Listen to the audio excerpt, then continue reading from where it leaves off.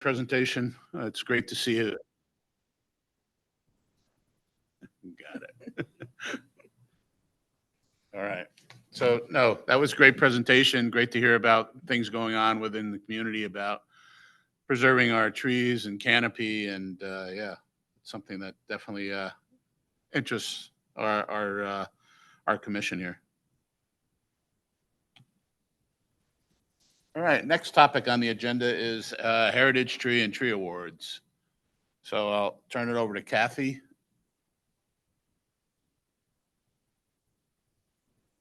I was having a hard time finding my button. Sorry. No problem. Oh, and I can undo this now. I was moving around too much, I would give people motion sickness. So I've created a certificate that I sent to Tom, and I don't know if you want to share that, Tom, or not. I'll leave that up to you. Yeah, I'll, just some of the comments on the certificate. I meant to get back to you. We do have a Wilmington Tree Commission logo that we should probably put on there. I will forward that to you. Thank you. And then the other thing is everybody hasn't seen the certificate, but we'll go ahead and forward that to you. Right, One other thing is we'll put the scientific name on it too, because we didn't have that. So we will definitely get that on there. And other than that, there's no specific font that we have for the Wilmington Tree Commission, but we do have a logo. So we'll go ahead and get that on. Try to pull the font out of the logo. Yeah. Okay. I can do that. And look, if you have any ideas or anything, I've been in this business long enough. This does not hurt my feelings. I am not emotionally tied to things. Gotcha. But I put in the circumference, our basic measurements, not our formulas or anything like that, as of when we measured it. But the date that's on it would be the date that we give the certificate to them. So that, I don't know if we should put the date that we measured the tree as their certificate date and then just give them the certificate whenever we give it to them. But I kind of think that thinking back on this now, that maybe we should put the date on there as the date that we measured the tree, so that they know those measurements were accurate as of the day that we measured the tree. Yeah, I hear what you're saying, but I would say that if we measured it 5 years ago versus a year ago, I would say that the difference isn't significant. So, unless anybody else has any comments on that, but I don't think that the diameter is going to change. It's going to change maybe quarter of an inch, depending upon the tree. World of trees. Yep. So, I would say quarter of inch would be, that's a rounding error. So. Okay, perfect. So yeah, if I can get that logo, I'll check the font, and then any other feedback after, if you want to send that out to everyone. Yeah. We can go from there. Yeah, I've been kind of busy over the past week or so. So. Okay. It's not like we haven't taken our time anyway. But I can make that just fairly easy. And then, like I said, I have certificate paper, and I found some, they're not green, but they're blue certificate holders to stick them in for right now, that I can donate. So it's not going to be an expense to the group. Okay. Now the portion of this is this certificate is for the person's, sort of like wall, so to speak, or is this? This is what the city, don't we do this presentation at city council? Yes. Yep. This is what you would hand them when you're at city council. Gotcha. Okay. So if we wanted to mark the tree, the actual tree, is that something we also want to work on, or? Yes, that's the next thing. Now that you're going to give me the logo, we talked about a sign from, there's been like 2-3 different types of signs running around. And I think we need to make some decisions before I go spending time to research all this. Do you want a sign that is staked in the ground? Do you want a sign that ties around the tree? I mean, We've been looking at signage a lot with Alliance and other organizations, and usually anything that goes in the ground, but it's at a home, so it probably can't be removed. The tree signage has to be applied specifically so the bark can continue to grow, and it does require using screws that would be loosened over time. So there's a little more to it because you don't want anything on the cambium layer that can be incorporated as the tree grows. So I guess signage on the ground, but that's a lot of money. I mean, over the years, that's what I've found, but it depends. I mean, plastic is cheap, but metal is not. well, let me ask this. If the homeowner wants a sign in their yard, then I think, we could, and it doesn't have to be something huge. It could be something, like that big that's staked into the ground, away from the roots. But is that something that a homeowner is going to want? I mean, they have to maintain it. They have to make sure that, nobody mows over it or messes with it or anything like that. I mean, do they want people walking up on their property to look at the sign? And I say that because my homes are historic and people walk up on my porch all the time to look at the signs. Yeah. And I'm just used to it now, but still. Well, Aaron, you put signs on trees. What would be your recommendation? On the ground or on the tree or? I think it'd be probably location dependent. The only signage I've installed on the trees that's worked out very well is arboretum tags that are actually attached with aluminum nails. Okay. They don't. It's a very small hole where the nail goes in. It's not damage to the tree. It sits, the tag itself sits off the trunk of the tree about 3 inches after you install it.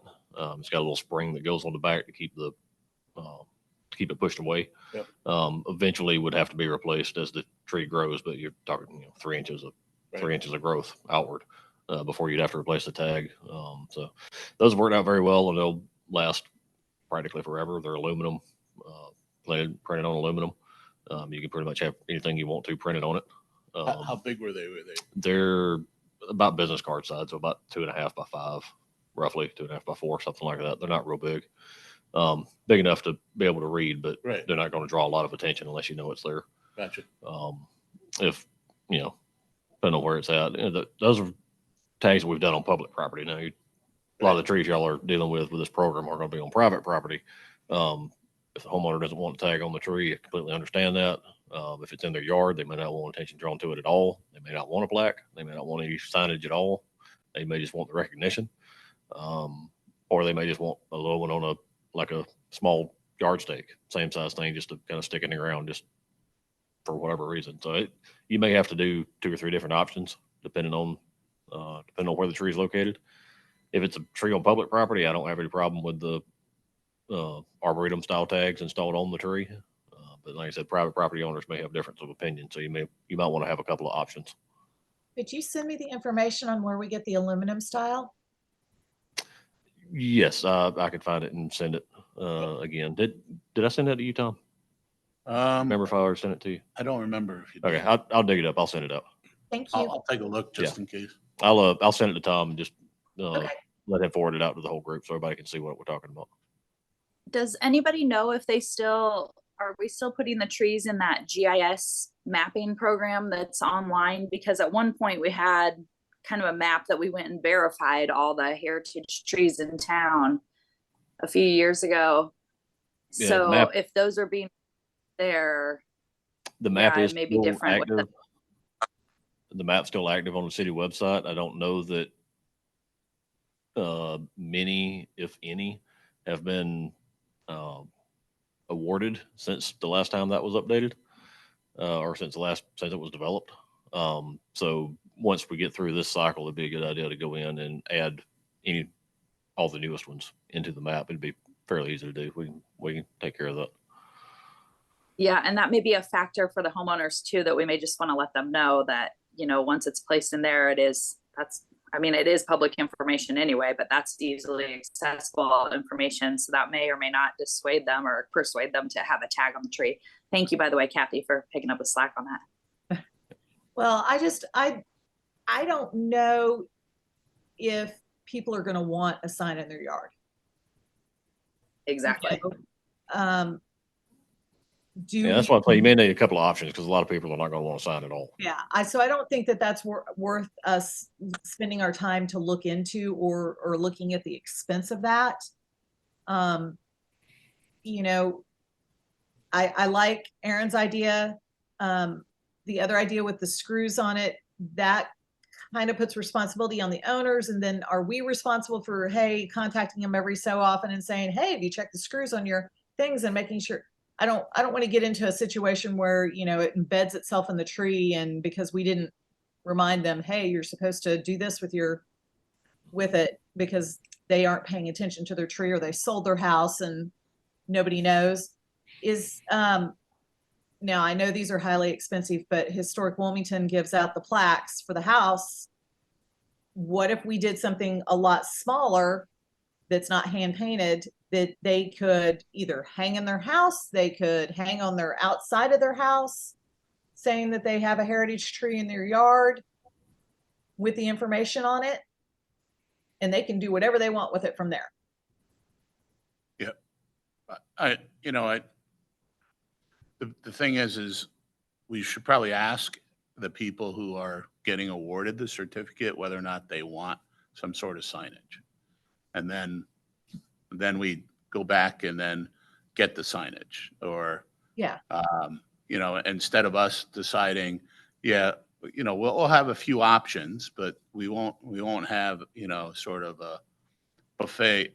We'll have a more buffet style, but not a, full buffet, so to speak, and have like 2 or 3 options to say we can have tree tag, we can have a sign, or we can have something, the third option, which I don't know. So, and then once we give the certificate, we say, okay, we'll go ahead and come back to you with a sign if you want a sign. Yeah. We don't even give signs for the forever trees. I mean, they're expensive. Yeah. And so what, is there a budget for that? Yes, there is budgets. We do have a budget for it. So that's why we want to see what we have and, move it forward. Okay, well, I look forward to seeing everyone's information on that certificate, and then I'll get those changes made and get it back out to Tom for him to distribute. Yeah, and Kathy, I'll help you with the signage too, and try to find, with Aaron, Aaron will send me the information, and then we can talk about how to proceed with signage. Okay. Okay. Yeah. Just a side note, the map, the online map that has all the trees on it, there's information boxes when you click on all those icons where it is. It says whether or not it's public and private, access or no access. So that, just if you're looking at the map and trying to find them, it'll tell you whether or not you can access it. So a lot of the homeowners may be fine with just that.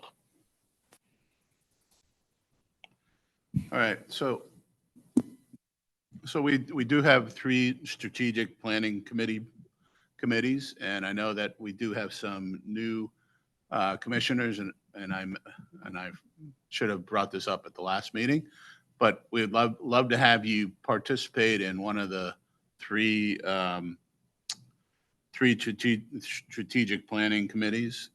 So I'd like to just put that out there that please, if you need more information about any of these committees, be more than happy to talk further about it and what we're looking to try to achieve, try to move forward. And we'd love to have you as a member of any of these 3 strategic committees, or one or more. And we'd love to have your support and input and driving this forward. So, the first one is the tree ordinance and enforcement. This was where we wanted to try to educate people on how the ordinance works and, you know, we're still working on it. I know Jim and Judd were working on this. Jim couldn't join us today. He was going to be out of town. So I don't know where we stand on it, but we were talking about potentially having, you know, a brochure or something like that so that people can understand what the tree ordinance is and then how potentially to report issues with the ordinance with any potential um, uh, going against the ordinance. So and then also talking about how to enforce it. So I'll have to talk to Jim before the next meeting to see if he has any updates and if there's anything we need to move forward on. Resource commitment.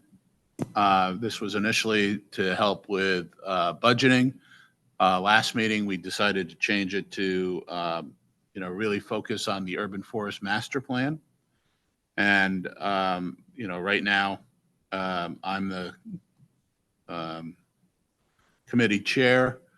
Haven't really thought about next steps, but would love to get together with people who are interested in trying to figure out how to move the process forward and make sure we understand the importance of this and continuing to put it on the forefront of the commissioners and the people in the city of Wilmington to make sure that we continue to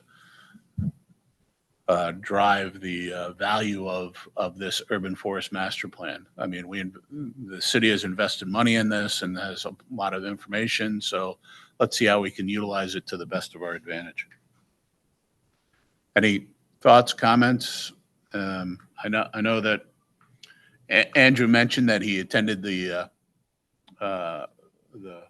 city council meeting last night, and there was a call out on it. So, yeah, there was a citizen who made a public comment talking about future development downtown and some of the different ideas he'd like to see. And he just mentioned the urban forest master plan as kind of one of the plans that his would be aligned with. So I just was encouraging that, you know, that lay people are reading our plan and thinking about how to incorporate it into different ideas they have for the city.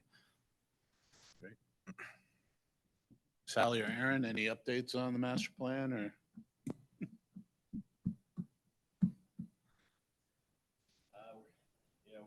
Still working through some stuff. We had another short meeting yesterday about it. Lost my microphone. Next steps for us will be looking at, first step will be looking at budget requests, what we can do immediately, or what we can do very short term, which will be, we're actually very shortly we'll be starting budget process for our fiscal year 25, which starts this coming July. So going through budget process, what we can do again very quickly, and then go in maybe 3 and 5 year plans to get a longer, still short term, but a longer short term plan together for what we think we can accomplish, so that we can go ahead and identify budget needs, because a lot of it is going to be budget related. So it's coming along. It's going to be a little bit slow to kind of get things going, but there are some aspects of it that are easier than others. A little bit of low hanging fruit that we can go ahead and grab onto. But as we start to develop those plans, we'll start reaching out to stakeholder groups, the commission and the alliance, and let both groups know where we need support. You know, specifically where they can support us and what those groups as a group can do to help support it, because there will be a lot of public education and stuff that comes along with it that we'll be relying on both of those groups to help with. All right. Oh, thank you. So one of the big focus was to continue the inventory of trees for the whole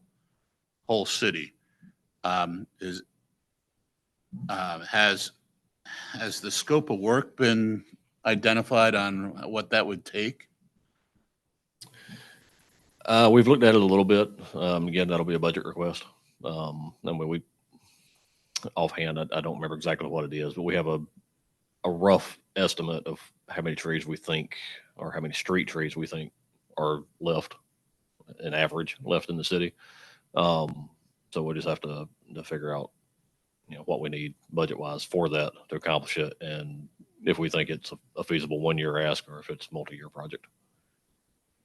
And I know the other big thing that people are sort of highlighting is the canopy. I mean, a lot of people are talking on how the canopy has decreased over the past 10 years or 15 years or whenever it was. But that was only for the one area that they measured. Is there a focus on trying to understand the full canopy for the city of Wilmington and trying to measure where we were and where we are now? Yes. If some of you might remember the trees and stormwater project that we did a few years ago. I think that was 2018 or so, 2018, 19. Did that, and we had a canopy coverage, citywide canopy coverage analysis that we got as part of that, that was showing, I think, roughly 48% canopy coverage.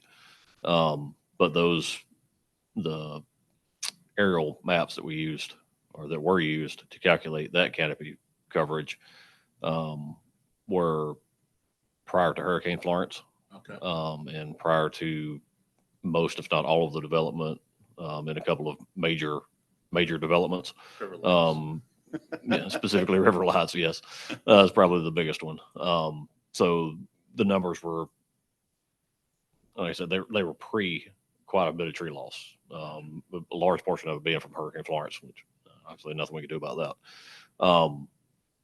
But we have fairly recently gotten canopy coverage update using the most recent maps, which are only a year or two old. So the canopy coverage overall has dropped, understandably. I don't think I wouldn't consider it a drastic overall decrease, considering all the factors. We're down to just under 42% now. That's like 41.7 or something like that. I forget exactly, but 41 and change, which is still really good. It may not sound like it, but that's still really good canopy coverage. Okay. All right. And then also, I heard somewhere that the tree inventory that we got from Davy Tree, do we still have access to the tree inventory numbers, or was there? Yes, we still have all that data. We still have access to all that data. Okay, you still have access to all that data? Yes. Okay. All right. Great. All right. And then community education. This was also where Jim and Kate have been talking about native trees and that sort of thing. So I'll turn it over to Kate. I know Jim couldn't make it today, but I know that Kate has some things she wants to discuss. So I'll turn it over to you. Oh, thank you, Tom. So I wanted to go over, because I started this months ago. And as you all know, I kept saying, I need help because I can't see, and I need help with the Excel spreadsheet, but nobody was available. So I started producing the lists on my own. And my vision, I want to go over my vision a little bit, is that what I thought for people that are looking into our website, they would see a folder that said recommended native trees. And then they'd open it up, and then it would have Excel spreadsheets listed in categories.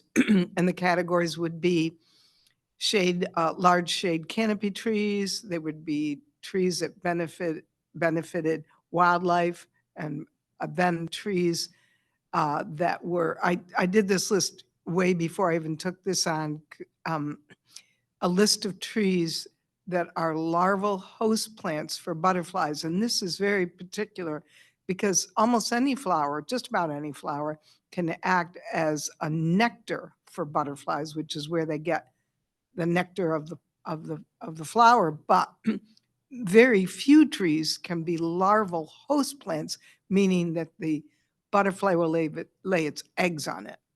And we all know milkweed and monarchs, but there's not that many trees that are larval host trees. So that's very specific.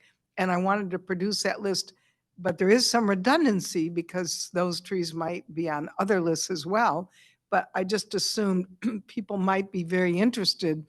What are the trees that act as butterfly larval host trees? Additionally, I wanted to put together a special list, and I did, on what I call high lipid fruits, trees that are specifically high lipid in the fall for migratory birds because they need to get that fat to make the trip. And I wanted that in a separate list so people that are really into birds, and a lot of people are, could quickly review. And there are also shrubs in that because there are quite a few shrubs that are high lipid fruits. But it is a limited palette of trees available. So I wanted people to be able to find information, and I wanted to continue the list, continue with other lists like on salt tolerant trees, and also another list on trees that screen or hedges, making hedges and screens, and which trees are best for that. So there will be in each list maybe trees and the canopy trees that might also be larval trees. There might be trees in the canopy trees that might also act as salt tolerant. And that information is in our notes, but just to be able to quickly go to a list and say, oh, I live on the beach, this is what I can plant, rather than going through list after list to try to figure out where that information is. So that was my original vision, to make it accessible and also to simplify it. The first list that they came up with, the Conservancy and Alliance, for recommended trees had like 22 oaks on it. And I thought, who can manage this list? So I reduced it to 9 oaks. And I really talked to Jim about it a lot. He's since I've completed my work, he has now come up with his own list and his own editorial work. And he has ideas, and he put back in 5, I think there's now 14 or 15 oaks on his list. So he put back in 5, but I felt like, well, one of the other things we really wanted to work on our list was, are they accessible in nurseries? Are they available? Because availability is everything. And that's one of the things we have to work on is in the future tree commissioners, how to educate nurseries to make these trees that we're so interested in available. We need to give them our list and say, can you start making these trees available? We'll start educating the public about it. So where I stand now is Jim's working on his own thing, and I'm trying to work with him. And he put together an introduction. I had very simple introductions, and he put together a 7-page introduction, which Jim and I both taught college students for years. And this kind of introduction I gave to my college students, and I felt it was so deep and so complicated with taxonomy that it should be an addendum. And because if I had to go through 7 pages before I looked at a list, I wouldn't even bother to look at the list, because I just say, it's too much. But maybe that's where we need lay people, I think, to look at our work and comment on it and what's useful and what's not useful. And for example, Dan Camacho, who's the new executive director of Alliance, Connie Parker, maybe Sherry O'Donnell, and other people that are interested in what we're doing could look at it. Jim and I are very close to the material. We talk in nomenclature, and it's good to have people that don't have that knowledge, even people in the tree commission that don't have that knowledge, that say this is too esoteric, this is too academic, or this is not organized in a way that I can appreciate it. And we're really doing it for the public. We want the public to use these materials. So that's a long lot of talking, and but I really would like the committee, as we go forward, to come up with ways of looking at our work. And I'll be honest, because of my blindness, I'm not sure how people use websites now. I don't look at them, I don't see them, I listen to them. So there might be ways people think that I hear all the time, this website, it just doesn't work. I can't access this. I don't know. And I think the accessibility and ease is very important, and engagement. I wanted to put notes in my trees, like the live oak. I wanted people to know it was massive, because it is one of the most massive trees in North Carolina. The breadth and scope of its limb span is amazing. I wanted to know people to know that our river birch has exfoliating the young bark for about 20 years. It exfoliates into orange. So you got orange on the bark and on the trunk. I think that's engaging the public, and what's beautiful about our trees is to put in those sorts of things in the notes. So if anybody wants to work on this, I think it'd be great. We really should get that list out pretty soon, but we have to kind of agree on the best way of communicating. That's all. Thank you, Kate. Any questions, comments? Yeah, you brought up at the beginning of this kind of agenda section, you're looking for new people to jump on. So this might be a good place for me to jump in and support you, Kate, and community education piece, especially as I would say I have lay knowledge of trees, so I can definitely meet that goal. I know Haley and others have been doing a lot of work on kind of revamping the Tree Commission website as well, so I can work with her and make sure we figure out how best to fit this into her vision for what that's going to look like. And other ways that we might want to communicate your list, if that's through kind of physical brochures that we can hand out at festivals and that sort of thing, or if it's all on the website. And also how to take advantage of websites that already exist and are super useful, like the NC State extension.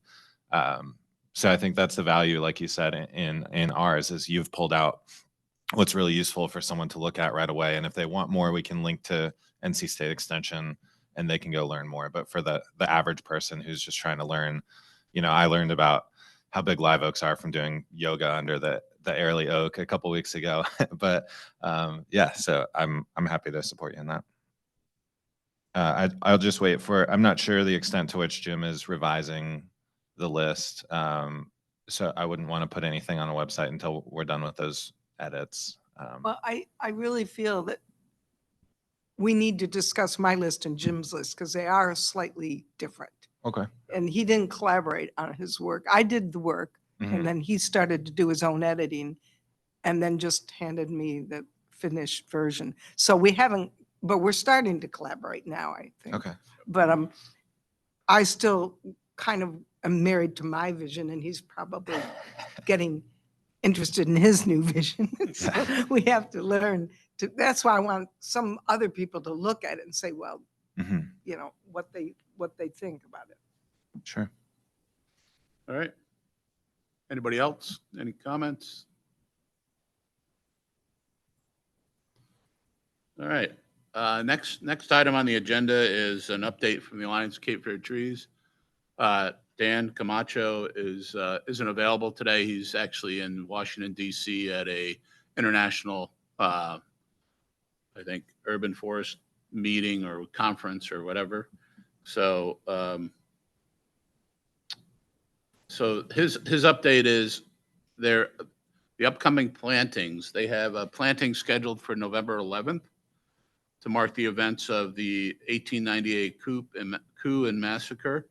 We'll be planting 20 to 30 street trees at a location TBD. They haven't determined yet, but they're always looking for volunteers. November 18th distribution, they're going to be distributing between 600-800 trees. And it's going to be sponsored by HSBC through the Arbor Day Foundation. The location likely will be Legion Stadium. December 2nd, they're going to be planting about approximately 60 trees. That's what their schedule is. The location is still TBD. Other upcoming events, Fire in the Pines is coming up on October 28th, Saturday. It was supposed to be a week ago or last Saturday, but it was postponed due to the rain.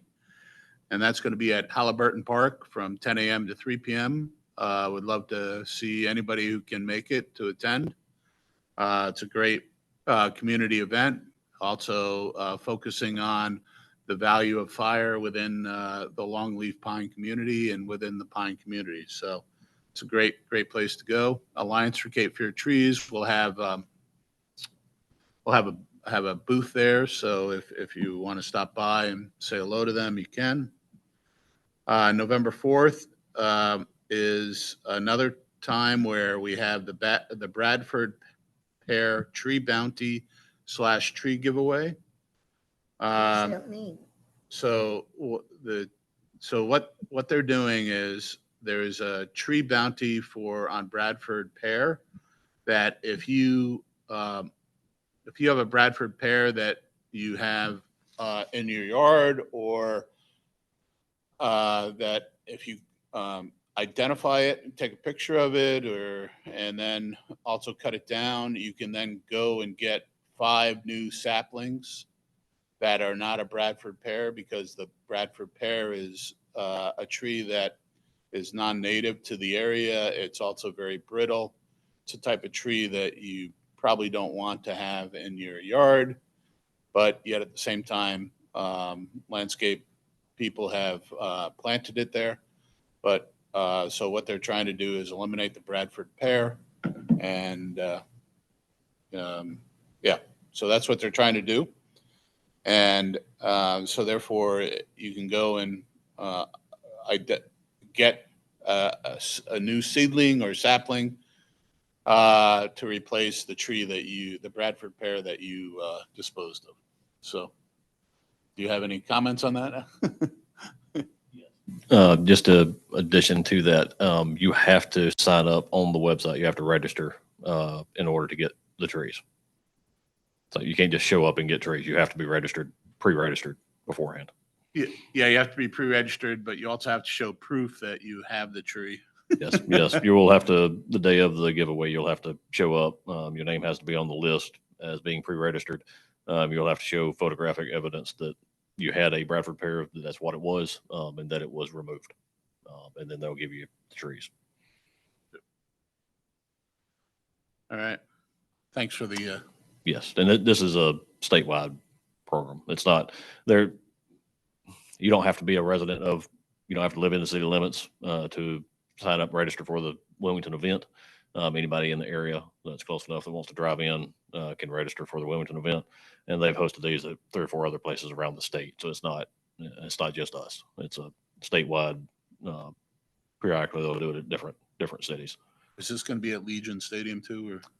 Yes, the giveaway will be at Legion. Okay. Yes. Great. All right. But yes, key thing is you have to be pre-registered. Yes. You can't just show up and get trees. Yeah.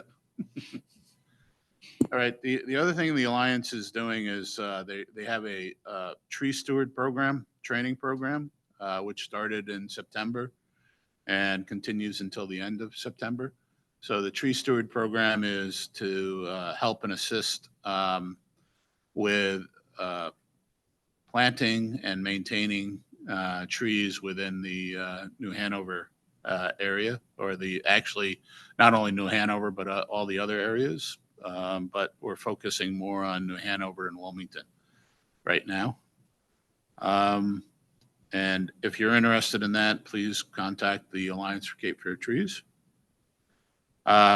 They're also, the Alliance for Cape Fear Trees is also looking for tree scouts to go out into neighborhoods and knock on doors to ask residents if they're willing to plant, or if they can plant trees in front of their homes. So this is, if you want more information about this is again on the Alliance for Cape Fear Trees website. But they're looking for people to go out and get acceptance from the community to plant trees in their I don't think they're front yards, but probably in front of the house, probably in the public area. But yeah, so that's the scoop there. And again, if you're interested in more details, go to the Alliance for Cape Fear Tree website.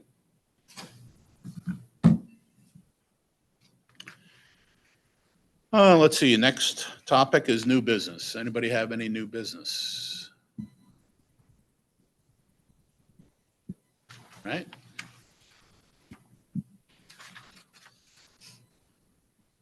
So, and then Haley is working on updating the website. I know one of the things that she asked for was a little commentary about yourself as a tree commissioner, and in the meeting notes, she did put a website bio examples so that, you know, we could put a little bit more detail about who we are, why we're on the tree commission, and also some of our interests, so to speak. So, yeah. We'd like to get that updated, and if we could get that updated, say by the next meeting, I think that would be a target to try to achieve that goal. So, all right. Anybody else have anything? Sally, do you have anything, or? Not today. Thank you so much. Okay. Going back to the website, I just was wondering if anyone had any other ideas of things they wanted to be on the page other than more information about who we are and things like that. Any other resources other than our tree list that's currently being worked on? And if not right now, if you review the website and want to shoot me an email about something that you thought about, you're more than welcome to. Okay. Thank you, Haley. All right. So other than that, Joanne, we'd love to hear, you know, think about which committee you'd like to be a part of, and we'd love to have you come back to us and say, hey, how else can you help and support us? We'd love to have you. So, Will do. yep. So, other than that, anything else, Aaron? Or all right. Well, thank you all. Thank you all for coming today. Really appreciate it.